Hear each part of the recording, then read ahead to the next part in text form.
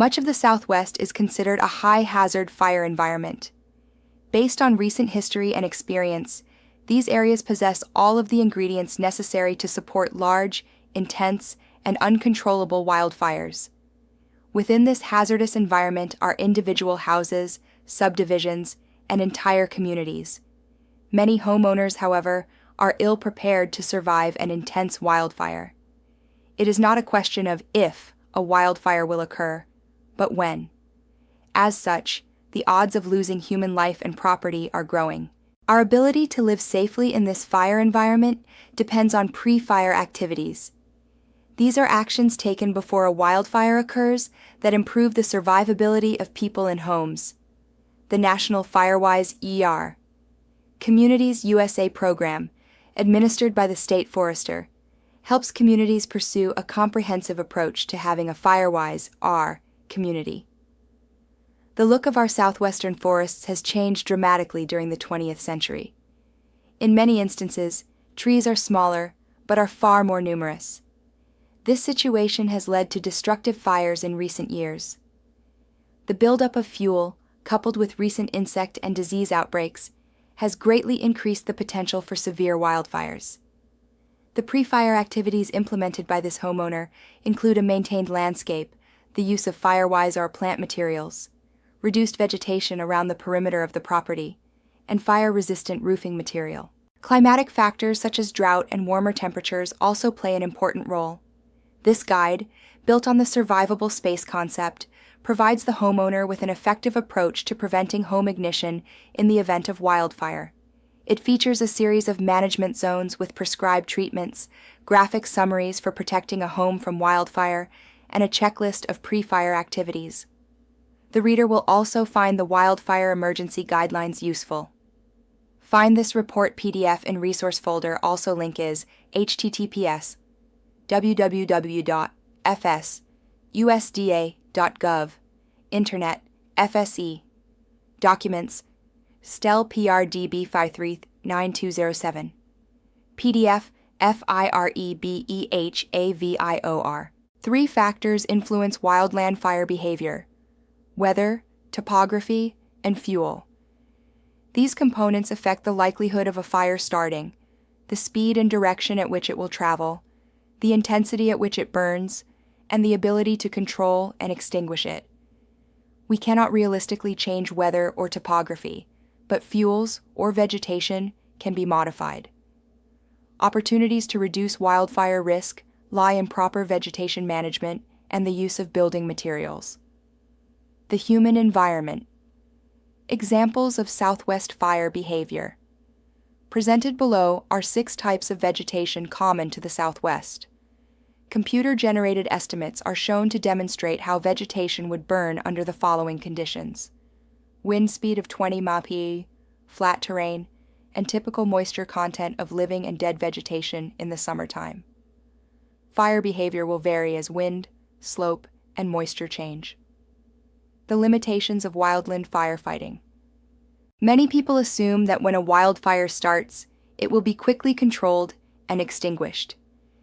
This is an accurate assumption 97% of the time. For most wildfires, firefighters have the ability, equipment, and technology for effective fire suppression. 3% of the time, wildfires burn so intensely that there are few firefighters who can do it. Even air tankers and helicopters cannot be expected to save every home in these cases. Presented below are firefighter tactics as they relate to wildfire lame length. Compare this to the lame lengths shown in Examples of Southwest Fire Behavior on the previous page. Flame length.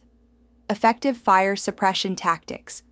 Less than 4 feet fire lines, constructed with hand tools such as shovels and axes, can be effective at the front of the fire. 4 to 8 feet bulldozers and other heavy equipment will be needed to construct an effective fire line. Where bulldozers are not available, fire engines with hoses and water will be required to knock down the flames before the fire crews with hand tools can be effective. Otherwise, fire crews must construct a fire line at a considerable distance from the fire. 8 to 11 feet.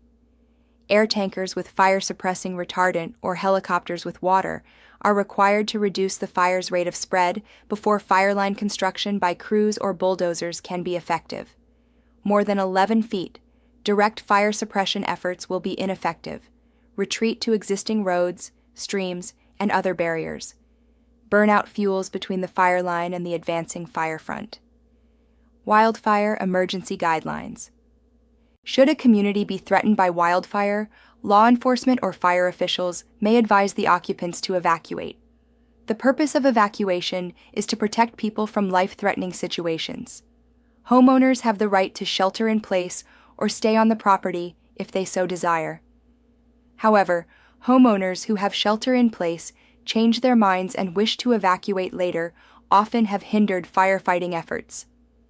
When a wildfire approaches before the fire. Collect valuables, important documents, medications, and other personal items in one place and be ready to evacuate if necessary. What you can fit into your vehicle is what you can take. Make priorities by what is replaceable and what is not. Maintain a mobile survival kit. This includes a first aid kit, emergency tools, a battery-powered light, extra batteries, car keys, credit cards, water, and non-perishable food.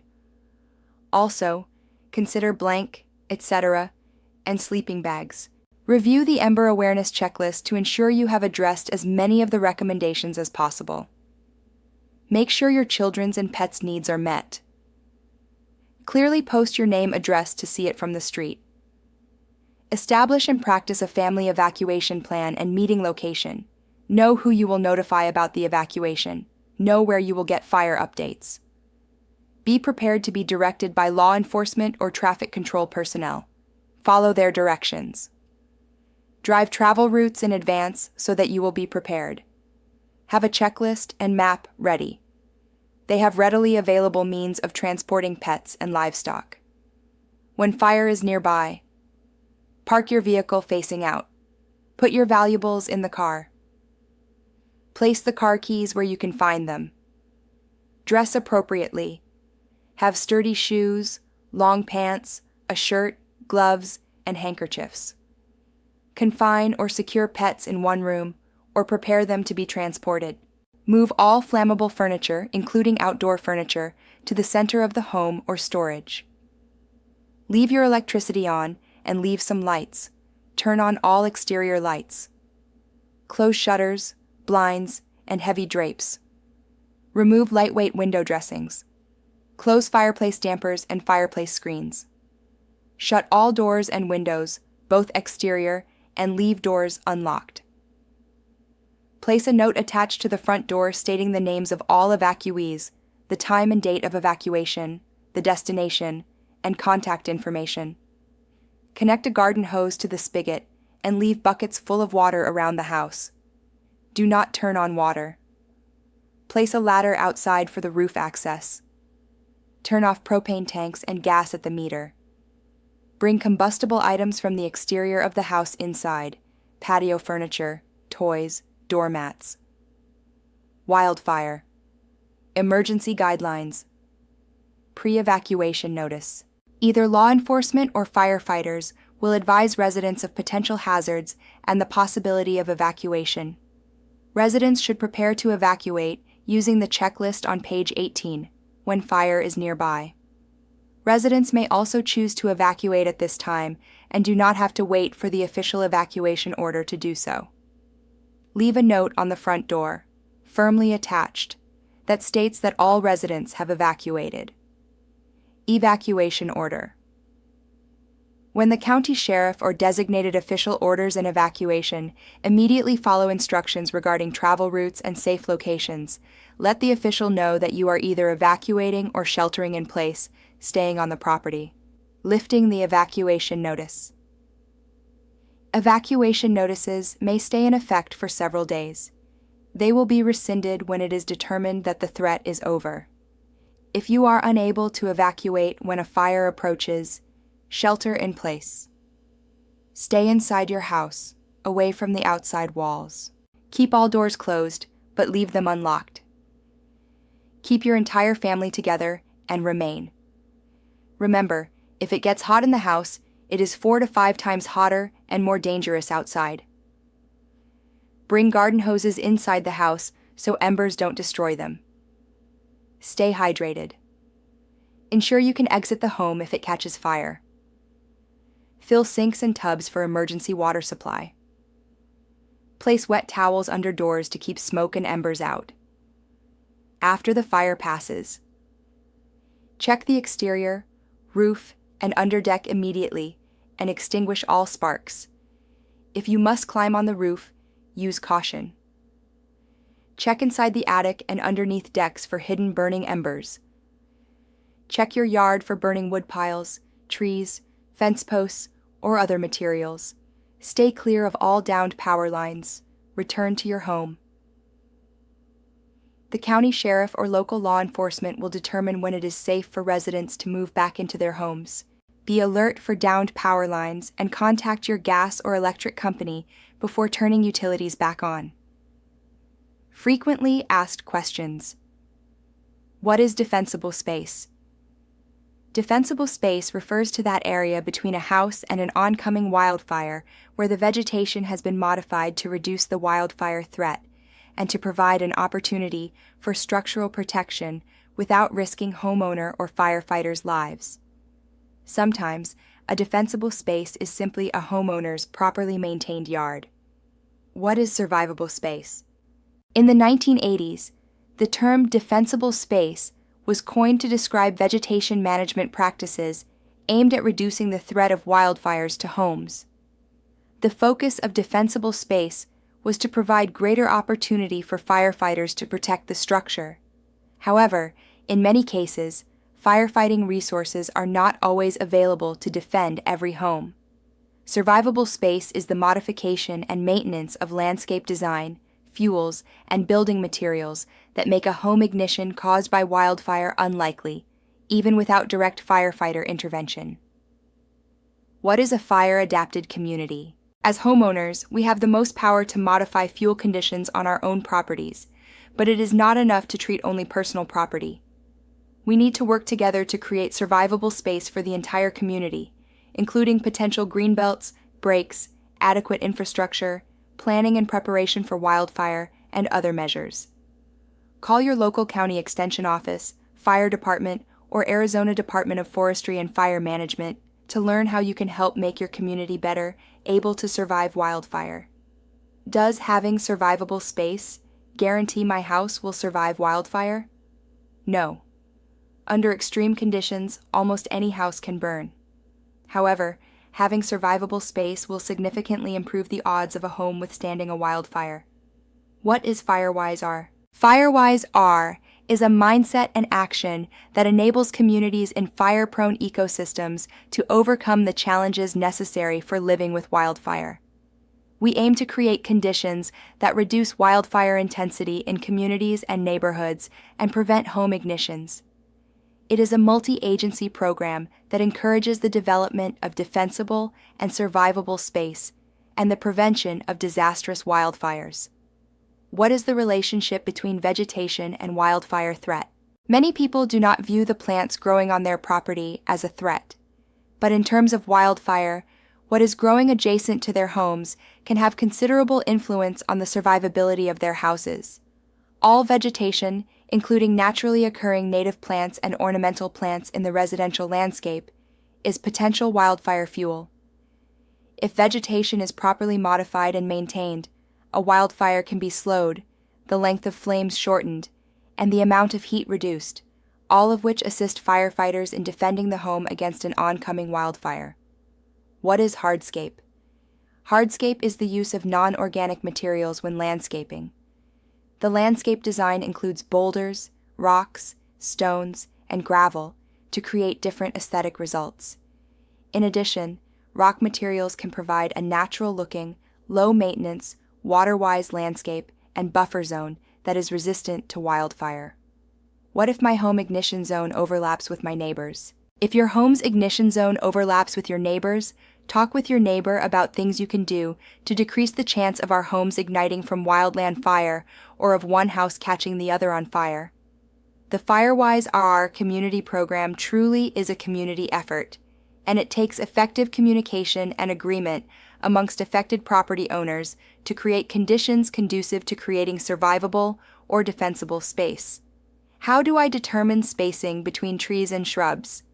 Spacing between trees and shrubs can be determined by understanding the fire behavior your property will exhibit. Although there is no hard and fast rule about spacing, the goal is to break up the horizontal and vertical continuity of the trees and shrubs so that fire cannot move along the ground or up into the trees. Ladder fuels. Vegetation type, topography, and weather patterns all determine fire behavior. If you are unfamiliar with the fire behavior in your community area, contact your local fire department, Arizona Department of Forestry and Fire Management, or Federal Land Management Agency to gain insight on specific conditions affecting fire behavior. Why doesn't everyone living in a high wildfire hazard area create survivable space? The specific reasons for not creating a survivable space are varied.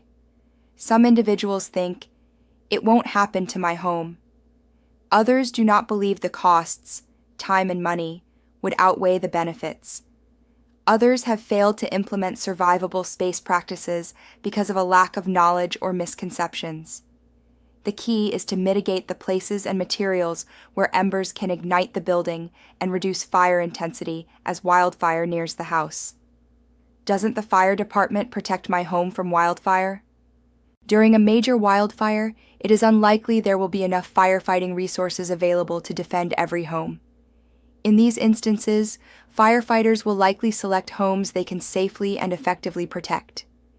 Even with adequate resources, some wildfires may be so intense that there may be little that firefighters can do to prevent a house from burning. The key is to reduce places where embers can ignite the structure or adjacent fuels. Consequently, the most important person in protecting a home from wildfire is not a firefighter, but the property owner. The owner must take critical action before the wildfire occurs, such as proper landscaping. How important is roofing material? Very important. The roof is the largest surface area of most structures and the most vulnerable part to wildfire. It can easily catch fire from wind-blown embers of a wildfire. Use Uniform Building Code, Class A roofing materials, such as fiberglass reinforced asphalt shingles, slate or clay tile, or metal.